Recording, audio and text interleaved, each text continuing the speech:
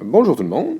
Alors aujourd'hui, on va voir comment est-ce qu'on peut calculer le degré d'un monôme ou encore le degré d'un polynôme. Alors première des choses, il faut savoir que le degré d'un monôme, ce sont la somme des exposants des variables qu'il compose.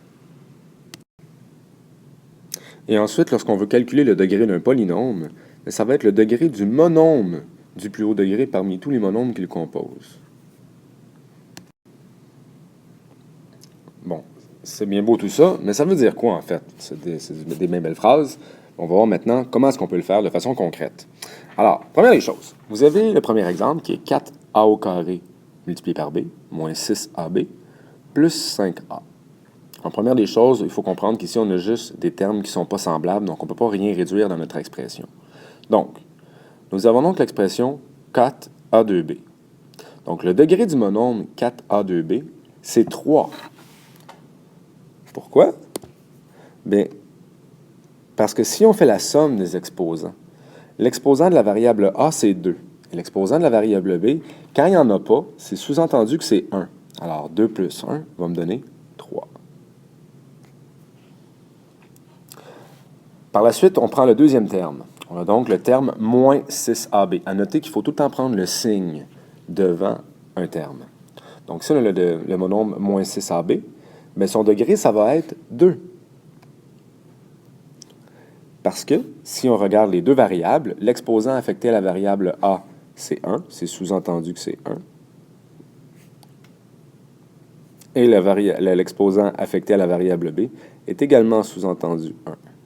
M'excuserez, là, j'ai mis le 1 à gauche du A, c'est parce que mon crayon sur la tablette fonctionne un petit peu mal.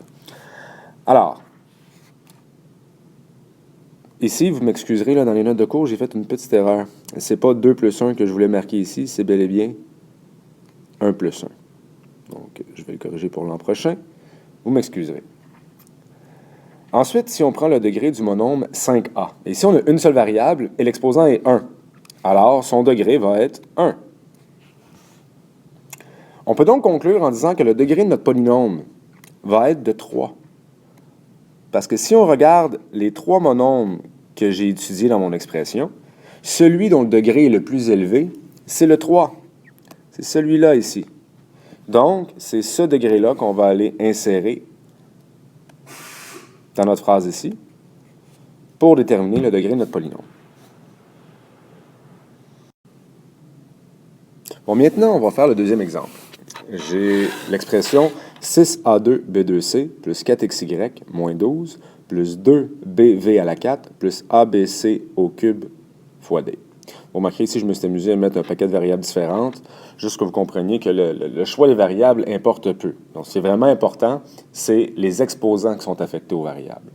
Alors, première des choses, le premier monôme, on a 6a2b. Alors ici, on a l'expression 6a2b2c.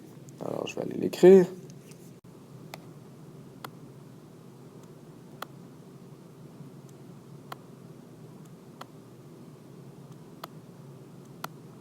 Donc, le degré du monôme A2B2C, c'est 5.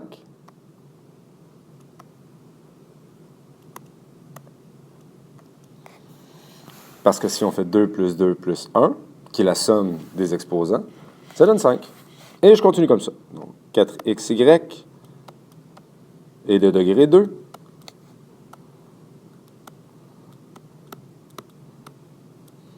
Moins 12. Ah, tiens, il n'y a pas de variable. Mais dans ce cas-là, s'il n'y a pas de variable, ben, on peut assumer qu'il n'y a pas d'exposant. Donc, s'il n'y a pas d'exposant, ben, c'est de degré 0. Le 2bv4 est de degré 5. Et finalement, le AB C au cube D, lui, est de degré 6. Alors, si on regarde tous nos monômes, c'est-à-dire si on regarde nos 5 monômes ici, celui dont le degré est le plus élevé, c'est le dernier, celui qui est de degré 6. On peut donc dire que notre polynôme est de degré 6.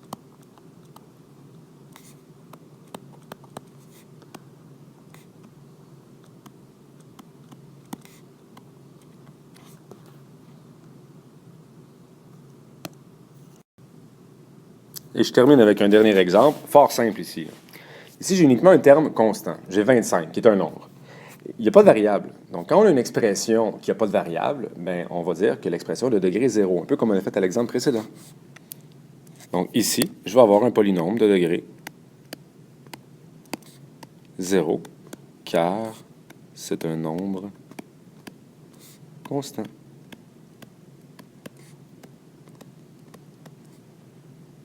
Alors voilà comment est-ce qu'on peut retrouver le degré d'un monombre ou d'un polynôme. À noter maintenant que vous allez faire beaucoup d'exercices là-dessus. Ceci étant dit, la plupart d'entre vous allez vous questionner pourquoi est-ce qu'on fait ça. Et malheureusement, je ne pourrais pas vous donner de raison en ce moment. C'est un sujet que vous allez explorer davantage dans un futur quand même rapproché. Par contre, dans l'immédiat, malheureusement, vous n'en aurez pas vraiment besoin, mais il faut quand même qu'on commence à le pratiquer immédiatement. Donc, vous n'aurez pas nécessairement de problème sur le sujet, ça va généralement être uniquement des exercices d'application. Alors voilà comment on peut trouver le degré d'un monombre d'un polynôme. Alors, à la prochaine!